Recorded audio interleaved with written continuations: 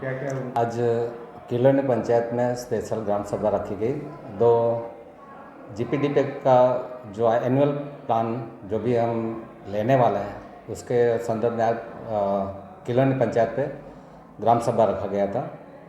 मैं यहाँ पे जो भी आए थे या जिला पंचायत के डीपीओ, हर एक डिपार्टमेंट से स्टाफ आए थे और ग्रामजनों के बीच हमने 2025-26 का एनुअल एक्शन प्लान जो लेना है उसके बारे में माहिती दी और सभी किलोनी पंचायत के गांव वालों ने उसमें बढ़ चढ़ के हिस्सा लिया और जो काम अगर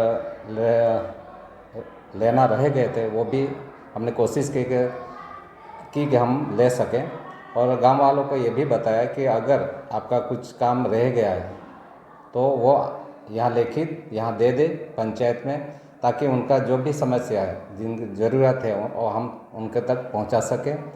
और साथ में ये भी खास ग्रामजनों की तरफ से भी हमें कुछ सुझाव मिले, उसके बारे में चर्चा हुई और यहाँ सरपंच से और जिला पंचायत सभ्य, वार्ड मेंबर सभी यहाँ उपस्थित रहे और ये ग्राम सभा सफल हुई और सभी किलोनी पंचायत हम हर पंचायत में जीपीडीपी का ग्राम सभा कर रहे हैं, जिसमें हम अगले साल जो 25-26 में जो कार्य करने वाले हैं उनका वांचन होता है इस ग्राम सभा के अंदर और बाकी जो गांवों की ओर से सुझाव आएंगे लिखित रूप में उनको भी उस कार्य के अंदर सम्मिलित करेंगे और जिससे कि गांव को सर्वांगीण विकास हो सके। हमारे माननीय प्रधानमंत्री नरेंद्र भाई मोदी जी का एक संदेश है कि गांव की हर एक अंत तक विकास का कार्य पहुंचे और इसमें हमारे प्रशासक श्री प्रफुल्ल भाई पटेल जी आज जो है हम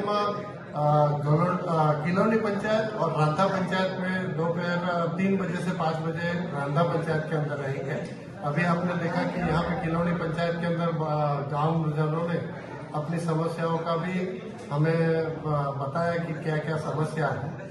बहुत सारी समस्या ऐसा है जिनको हम कार्य ऑलरेडी स्टार्ट कर चुके हैं। कई लोगों के रास्ते के बारे में उनकी रजूआत की, लेकिन वो रास्ते माननीय हमारे प्रशासक श्री ने बहुत अच्छे रोड बनाने का जो संकल्प किया है उसके अंदर बहुत सारे रोड लिए गए हैं और आगे जो उनकी रजूआत है कि हमारे यहाँ पानी का जो दिक्कत है वो रोड बनने की वजह से थोड़ा सा जो दिक्कत हुआ है वो भी रिपेयरिंग हो जाएगा और वो कार्य भी हमने इस कार्य के अंदर लिए गए हैं जो इनके द्वारा रजूआत किए गए हैं। એ પ્રમાણે મેં પહેલા જ તમને કીધું કે આ સામાન્ય ગ્રામ સભા જે આપણે દર મહિને ભરાય એ ગ્રામ સભા નથી। આ ગ્રામ સભા તમે યોગ્ય રીતે તમારા એરિયામાં જે કંઈ કામો કરવાના છે 25 આવતા વર્ષ માટે તેની રૂપરેખા તૈયાર થશે અને એ જે આપણા એના કામો જે વંચાયા છે એ રજૂઆત થશે પંચાયતની અંદર અને પંચાયતમાંથી એ કામો જશે દરેક ડિપાર્ટમેન્ટમાં।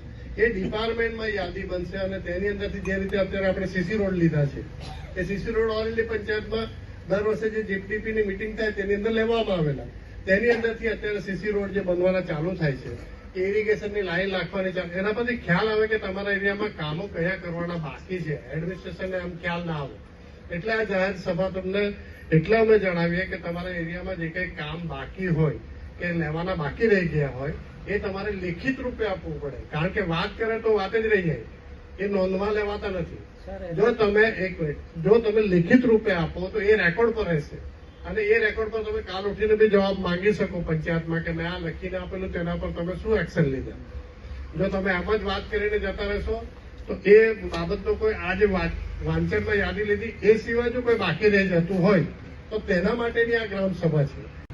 માટી કામ હોય કે ડાંબર રોડ હોય કે ચેક ડેમ હોય એ ઠરાવ લગભગ 7 વર્ષથી એકદમ એના ઉપર કામ જ નહીં થાય ગામમાં। 2015 થી આજ લગી 2024-25 ને આજ બી એક બી કામ નહીં થયું।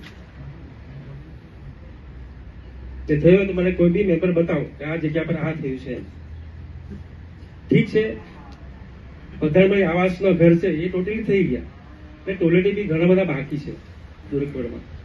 એના પર જરાક એ વિઝિટ કરે, જે જગ્યા પર ટોયલેટ નહીં બને ટોયલેટ બનાવે તો એના કામો જે થયા નથી એના પર ધ્યાન કરીને જરાક કામ કરો। વળવીના ઘર પાસે સિલ્લી કાપરિયાપાડા સ્મશાનમાં સર તમે બીજું કે આજે એમ તો તમે કઈ નહીં પણ તે હું જાણકારી આપું. પછી દવાખાના વાળું દવાખાનામાં લાઈનમાં અમે કેટલી વાર ગયા હા રાશન કાર્ડ વાળા યાદ છે બેંક વાળા છે અહીંયા નહીં મળે પણ એ ગ્રામ સભાની અંદર એ લોકો આવવા જોઈએ, જાણકારી એ લોકોને આવવા જોઈએ. તો તમે તો હમણાં તરત ગામ લોકોનું કઈ આશ્વાસન સાંભળ્યા વગર ચાલવા માંડ્યા, તો એવું કેવું ચાલે? આ નિયમ છે, આ ગ્રામ સભા કેમ મૂકવામાં આવે? ગામ લોકોનો ગ્રામ સભા કરવામાં આવે ને. મેં સિલ્લી કુવાપાડાની સ્કૂલ ટપકતી હતી તેના માટે કહ્યું, પણ તેના પર આજ સુધી કાર્ય કાંઈ નથી થયું.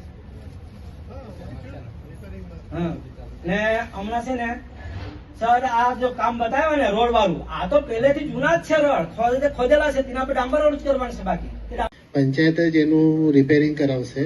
ટૂંક સમયમાં બધા 27 કુવા રિપેરિંગ થઈ જશે, જેથી પાણીનો પ્રોબ્લેમ તમને થોડો સોલ્વ થઈ જશે. બીજું છે 94 તમારા બોરિંગ પંચાયતમાં છે, સરકારી બોરિંગ, તે પણ આપણે લીધા છે રિપેરિંગ કરવા માટે. એટલે એ બોરિંગ જો બની જાય તો બી તમને થોડોક પ્રશ્ન તમારો તે પણ સોલ્વ થઈ જશે. બીજી વસ્તુ સાહેબે કીધું કે આપણે દર વર્ષે એમ કે રસ્તાના કામ લેતા છે પણ આપણા રસ્તા નહીં બનતા છે. તો આપણે જે આ ગ્રામ સભા છે તે આપણે એક એન્યુઅલ એક્શન પ્લાન બનાવીએ. એન્યુઅલ એક્શન પ્લાન બનાવીને આ એન્યુઅલ એક્શન પ્લાન આપણે એડમિનિસ્ટ્રેટર સાહેબને જમા કરાવીએ. તો તે પ્લાનના ઉપર આપણા જે જુનિયર એન્જિનિયર હોય કે સપોઝ કે તમે જોયું હશે આટલા રસ્તા કમસે કમ 50 કિલોમીટરના રસ્તા આપણે બનાવેલા છે આ આપણા એન્યુઅલ એક્શન પ્લાનમાં. હવે આપણે જોવા જાય તો 1 કિલોમીટરનો રસ્તો બનાવવો હોય તો કમસે કમ 50 લાખથી ઉપર આપણો ખર્ચો થતો છે એમ. એટલે સપોઝ 50 ને 100 કિલોમીટરના આપણે રસ્તા બનાવે તો તે લોકોને એક ગાડી પર 4 બાંધીને લઈ આવે, એને આપે. મારા પર ફોટા બી છે, એના બધા જ છે. મેં અહીંયા ચર્ચા બી કરેલો, રોહિત સરનો ખબર નહીં પણ નંબર બી મને આપેલો, પણ વચ્ચે વાત નથી કરી. મારું કહેવાનું